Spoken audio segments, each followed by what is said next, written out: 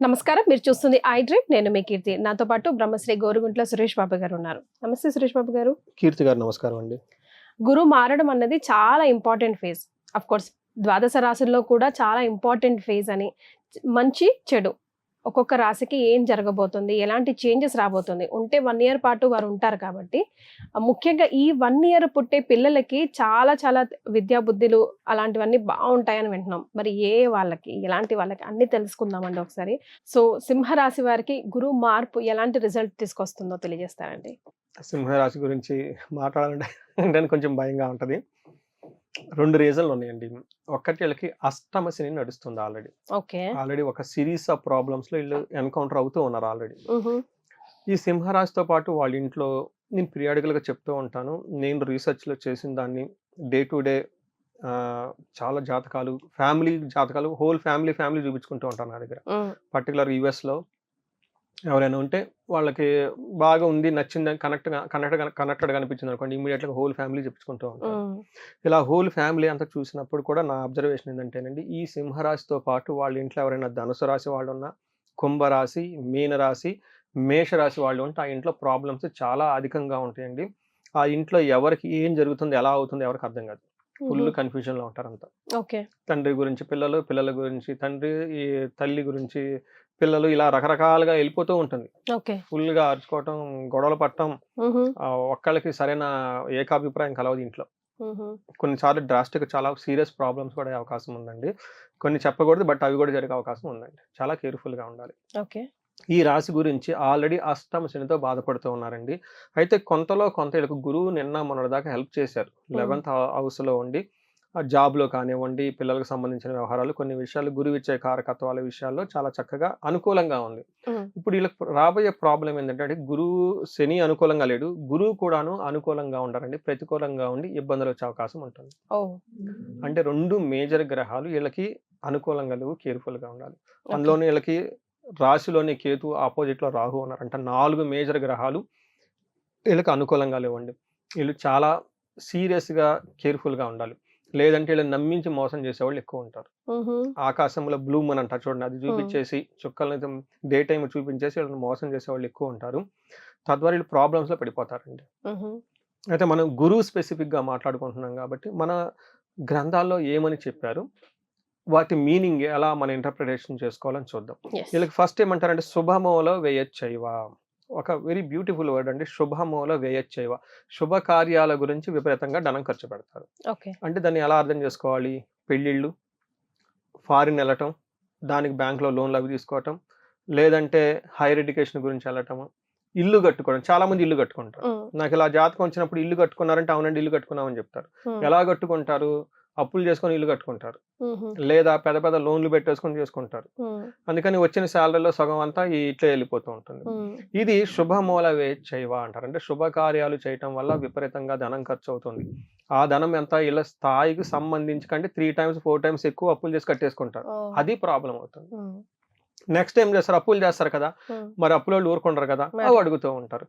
Next line లో ఏం చెప్తారు? పాణి విక్రయ దోషణం.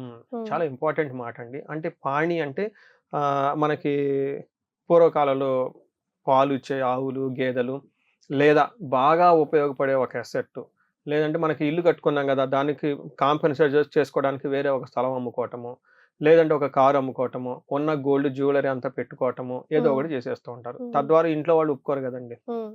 సహజంగా అమ్ముకుంటే ఎవరు ఒప్పుకోరు, గొడవలు అవుతాయి అనమాట. అందుకని చెప్పేసి విక్రయ దూషణం, అవి అమ్మటం ద్వారా వీళ్ళు దూషించబడతారు, గొడవలు అవుతాయి అని చెప్పుకోవాలి.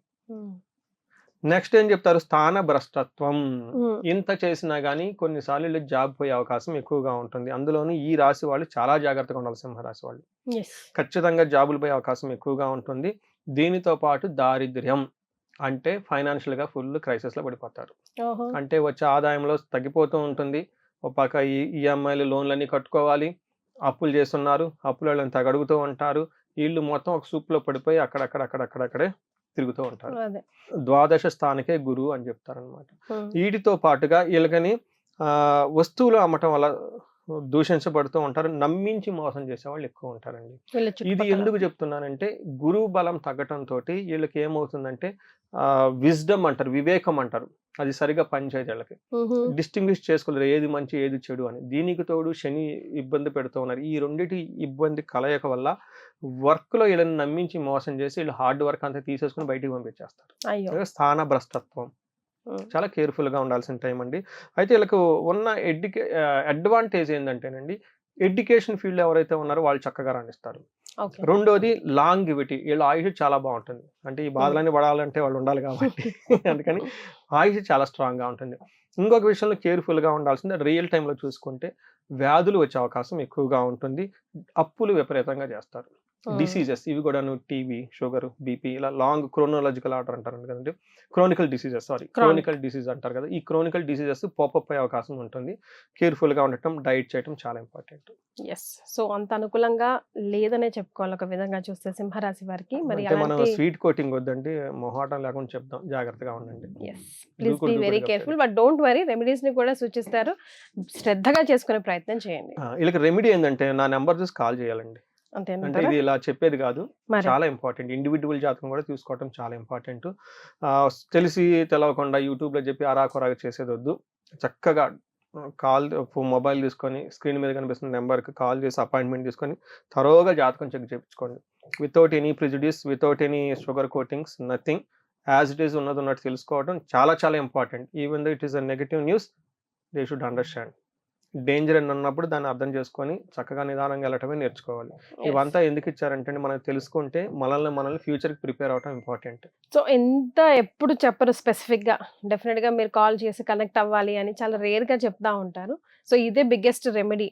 మీ దాకా ఈ వీడియో వచ్చిందంటే కింద స్క్రోల్ అవుతున్న నంబర్కి వెంటనే కాల్ చేయండి. చాలా సంతోషం అండి, ధన్యవాదాలు. And for more videos, Please subscribe to iDream. Please subscribe to iDream. Please subscribe iDream. And please subscribe to iDream. For more videos, subscribe to iDream. please like, share and subscribe to the channel. Congratulations, iDream. subscribe to iDream. Subscribe to iDream. So subscribe to iDream Media.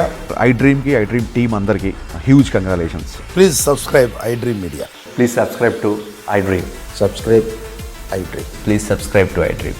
iDream అంటే నా కళల ఛానల్ను subscribe చేసుకున్న నోరు తిరుగుతలేదు, మీరైతే గంట గుర్తు కొట్టండి. For more such videos, please subscribe to iDream.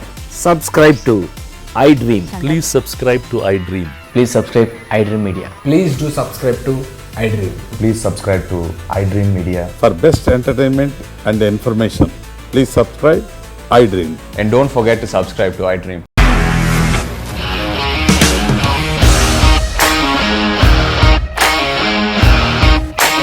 ఇండస్ట్రీలో కమిట్మెంట్ ఇష్యూస్ వస్తే నీకు కూడా వచ్చినట్టు మార్నింగ్ తీసుకెళ్ళారంటే కొట్టి పడేసారు.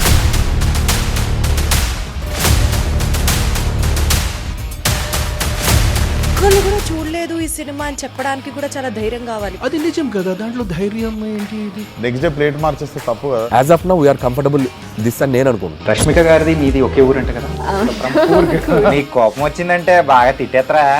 తిట్టేద్దామండి.